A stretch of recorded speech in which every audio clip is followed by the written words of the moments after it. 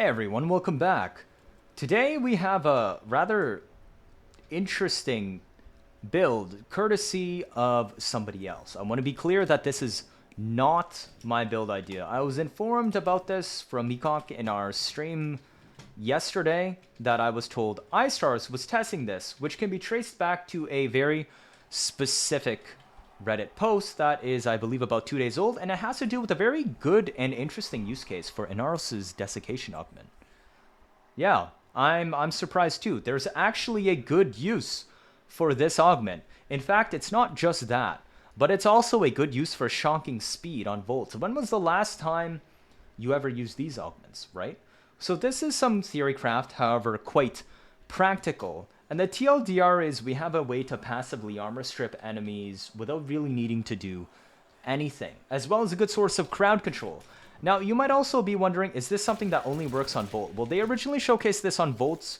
We didn't really see much else. I had to figure out our builds, so we did a lot of our own testing for some info. I'm going to be showcasing on Volt today, but I would also recommend trying this on other frames. If anything, you could even do shenanigans with Inaros on himself, or if you really want to, there's also the choice of Saren, but I mean, she can also armor strip with her own Spores already. So let's get right into it. What does it look like? Well, let's say we spawn in a bunch of these enemies. I can spawn Kavats by blinding them with Desiccation and getting kills this way. How did that not get... Okay. So I have a cat here now. If I spawn these enemies again, my cat can spread, obviously, some swarms, right? But I can also give them stunning speed and shock trooper. And oh, whoa, all of a sudden, everything is getting tagged and armor stripped and slowly dying, but they do die. That's with one cat. Now, you can end up with up to 5 cats, which means 5 times the amount of spreading, DPS, crowd control, all of that stuff. So I will be showcasing how this looks in mission a little later on, but let's take a look closer into what is going on here. There's also a couple of bugs to be aware of first, so I will open with that. Obviously, Desiccation's augment is the reason why we're able to spawn cats after we get a finisher kill. It increases the maximum amount of cats you can get by +2, which is normally 3, so now we have 5. There's something very important here. On Inaros, the cats originally come from his 4th ability, Scarab Swarm, which has a cap of 3 cats. You cannot put Desiccation over the 4th slot on your frame when you subsume it, because this ability checks in the background to see if the slot intended for Scarab Swarm is present. If it is present, then you get 3 + 2 for 5 cats max. If you subsume over the 4th ability, which is what I tested first because discharge is useless here, then you lose the amount of Kavats that are normally allowed to be spawned by Scarab's armor, despite the fact we're not actually using Inaros, which means you'll only be able to spawn 2 Kavats max. So no matter which frame you put this on, do not put Desiccation over the 4 because you cap out at less cats. So that's simple, right? Yes? Okay. Next thing. Obviously, you spawn cats initially by doing a finisher on them that are blinded by Desiccation. But after you already have cats present, cats can be spawned by anything that has already been hit by Cat's Swarm before. Whenever a cat hits an enemy, it will spawn the Scarab Swarm, so this means that I don't need my cat to kill them anymore. If they tag the enemy,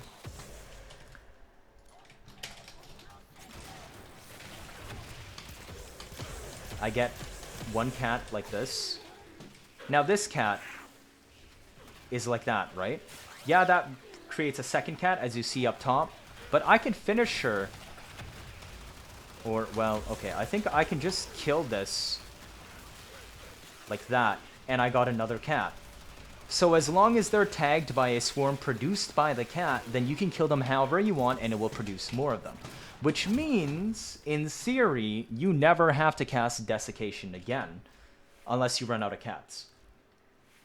Next thing. The cats are treated like specters. They're affected by team-wide buffs, so Shock Trooper buffs their damage. Shocking Speed also grants them the Shocking Aura. Now this is very, very interesting, because normally these cats can only apply the swarm that armor strips and crowd controls on direct contact with their melee. But shocking speed gives them an aura that allows them to now tag any enemy with that aura. And now they spread the swarm much, much more quickly and consistently, which means more instances of swarms, bigger crowd control, bigger area of armor strip. That is the reason why I'm showcasing this on Volt, because this increased AoE hitbox cannot be replicated on the cats with any other frame. Which also means we now need to use a triple augment build, because this improves cat damage, which coincidentally, the reason why I'm using this here is not just to, say, buff myself or my cats, but if you didn't know this, Acolytes have damage attenuation. How it works for the player is unique, but I specified player. Acolyte attenuation does not apply to anything else in the game, which means your companions, your summoned entities like the cats here, your specters, your sentinels, be it beast companions, they do full damage. So this actually allows your cat to deal a shit ton of damage to acolytes, because obviously you cannot full strip them, even with corrosive shards, unless you stack a bunch, because normally they're capped, which means your cat dealing corrosive damage to acolytes now allows them to deal bonus damage and ignore part of the acolyte's armor to kill them off very, very easily without needing to worry about acolyte attenuation at all. If anything, you'll notice that I'm using my Amprex, which does literally jack shit damage against acolytes. It kills trash fodder fine, but then it's my Kavat that ends up killing all of the acolytes off for me. I'll have another video actually in the near future going over how acolyte attenuation works, because I think this is a pretty important point that could be very useful to other people. Case in point, though, of activating Desiccation's Curse to start with, you want a finisher-capable weapon, so I built it for finishers. Rapiers just have a very, very nice scaling on it, so that's what I picked, but you don't need to do this. Hammers technically have higher damage. This is important because to activate Desiccation's Curse Sandcat effect, you need to kill with the actual hit, not any status is produced thereof. Rapier's force proc slash on finisher, so that's useful for other stuff. But here, technically, a hammer is actually better because they have higher scaling damage on finishers. Influence is used here because remember that when a Kavat or the Sandcat tags them, any source of killing will now produce more Sandcats. So by having melee influence, this means I could just whack any random enemy and kill armor-stripped enemies off, I don't know, through the walls.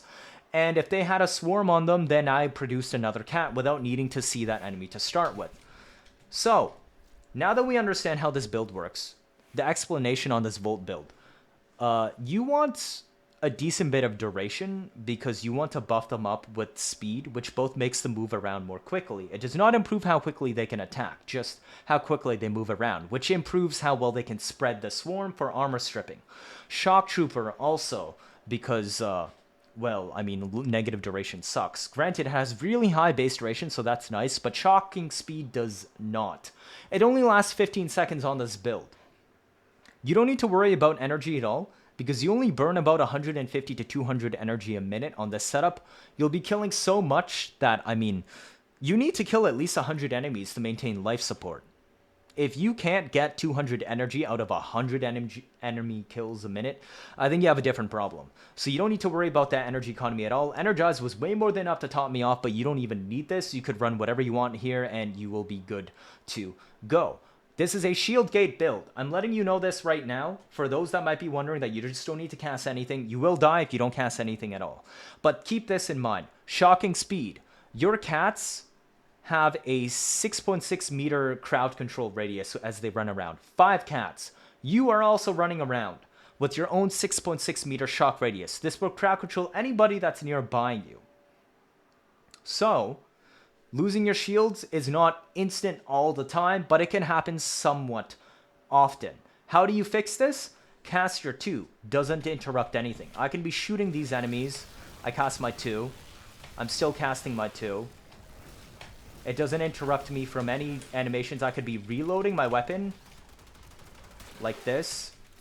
I can still cast speed. So, because of this, this is our best way of crowd control survival, which is why I opted for Shield Gate, because with 160% auger set and 2 auger mods from your pistol, of course, here, plus brief respite. This makes your 2 restore more than your entire shields. 120. So long as you have catalyzing shields active. And notice how many times I can cast this. And I could just keep DPSing with whatever thing I choose because Amprex is not a particularly notable weapon. If anything, I could use like a melee influenced dagger build to kill stuff off like that. So you just run around pressing your 2 when your shields break and whatnot, everything is good, blah blah blah, we don't need to worry about that. If you want even more survivability, I would recommend, since you don't really need it, you could drop overextended for rolling guard. This does cut down on the amount of range you have on your stun. It's only 4 meters now, which is a pretty significant loss since, remember, radius is squared. But that's essentially all there is to it. And of course, the extra cherry on top is that you have 5 cats running around, spreading corrosive procs and dealing corrosive damage and a little bit of electric procs here and there and crowd controlling. You also have your Panzer, which spreads their own viral quills. Swipe and Tandem Bond is here only for spreading combo, but you don't need this if you're not really relying on your melee. But these viral quills are triggered for further spread by your Sandcats running around hitting enemies with the radius of shocking speed, and of course their own individual melee attacks. So this allows you to almost instantly apply viral procs to the entire room while stripping everything over a couple of seconds, and then you can just CC them easily that way as well. Is it a new meta setup? Not really. I wouldn't say so. But it is pretty comfortable to use. Passive armor strip, crowd control. You also do not need Archon stretch because, as I said, the amount of energy you use is quite low. So piling on more energy for the sake of it does not really change anything at all. And this allows you to use any weapon to DPS, which is why I'm choosing the showcase with Amprex, because we know this is, in the current day and age, Amprex is not a bad weapon, but it's also not a good weapon. It's kind of an in-between, good enough that you'd expect it to work well enough, right? So if I can showcase this working with an Amprex, then of course this means whatever meta weapon or crazier builds you want to experiment with will be enough. You obviously can use more strength or duration shards, so you choose, but of course it's also not really needed. Remember to cast speed and then the shock trooper, which is why we built for such high range, so that we have good shock radius as well as having good easy cast radius. Your shocking speed goes up to about 50 meter radius, so you can hit them, tag your cats from very far away. You can also give them shock trooper like that from very, very far away, which allows you to just not really have to worry about managing buffs on your cats, if at all.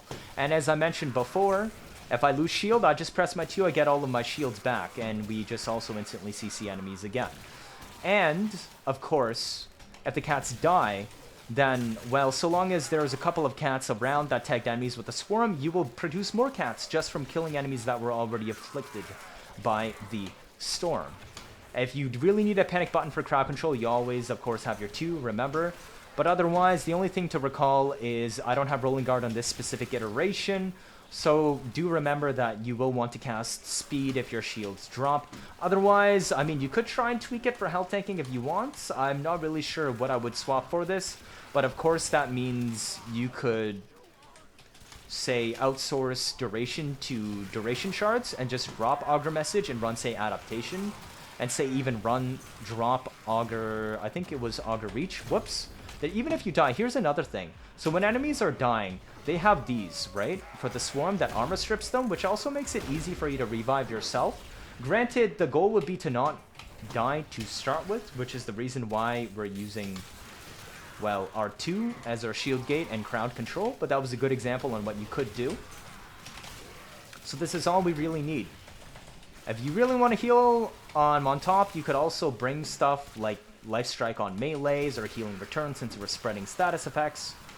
Or if you have like some type of weapon like a Fierce with Second Wind, but what I'm primarily using is just Magus Elevate, which is an operator arcane that max rank that has a 95% chance to give 300 health back when I transference. And since this is just a funny chill build that's meant for base steel path, obviously you want to tweak things and consider other stuff you want to bring to endurance, but I feel that for base steel path, I don't really need to worry about stuff that much. My life support is looking mostly fine. I'm still maintaining roughly 100 kills a minute with an Amprex, mind you.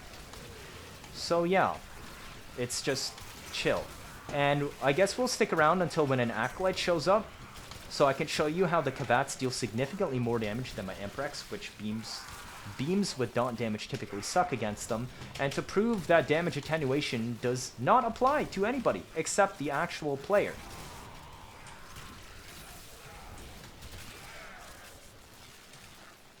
Can't go crazy, vroom vroom. Yep. But yes, I'll be leaving down in the description and pinned comment the original sources as well as the individuals that brought this up to me. But you can see the Reddit thread and their own YouTube video themselves showcasing a couple of other cat strats with the sand cats, if you're so interested in any other avenues that they might have explored themselves. But this is literally it. This is the sand cat build. This is the desiccation augment build, making use of an otherwise forgotten volt augment and normally seen as entirely useless. Well, Inaros augment too as well.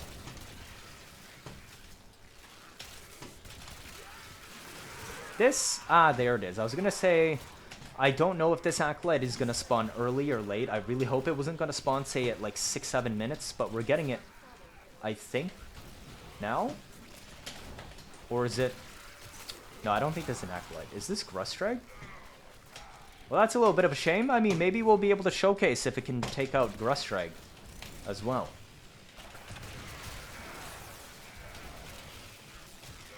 If they do spawn? Will they spawn? I would prefer if they actually spawn. Otherwise, we're just gonna have to leave, because I think 5 minutes is enough of a showcase that said build works.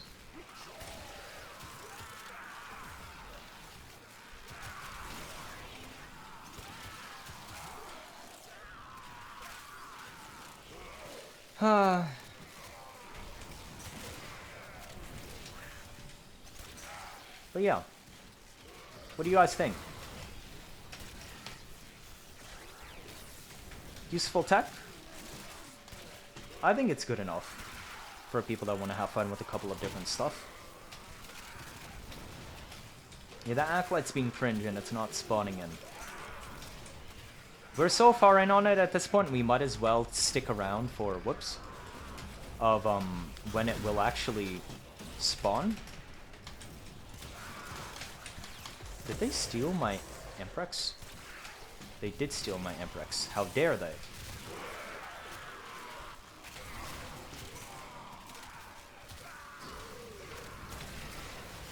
Yeah, I think this Acolyte might be scared of cats.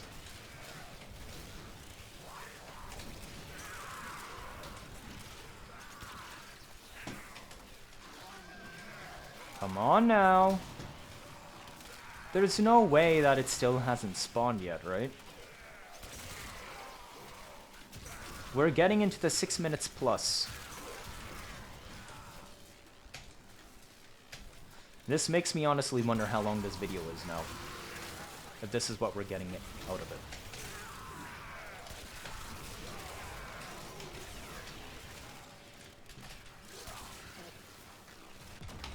Whoops.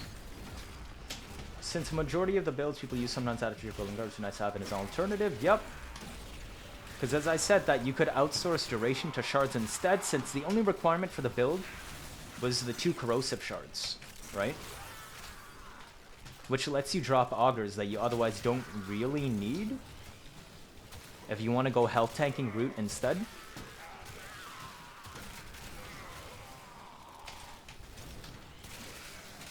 Okay guys, I give up. I don't think the Acolyte is spawning. I think it's bugged for whatever reason. Let's head on over to extract. Crazy cat lady volt. Yes.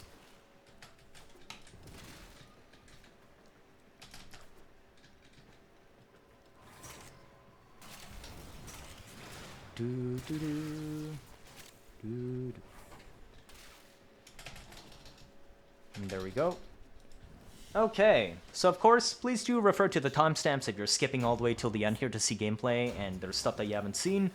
All of the discussion points and builds are annotated there that matter for this setup. As I always say, 79.5% of you are not subscribed. I try my best to bring you builds and memes, I guess I would say still often these days. We've been on a little bit of a hiatus since we've had pretty much endless streams lately. But yeah, do feel free to tell me what you think. Leave a like or better yet, subscribe. I'll see you all around, and thank you once again.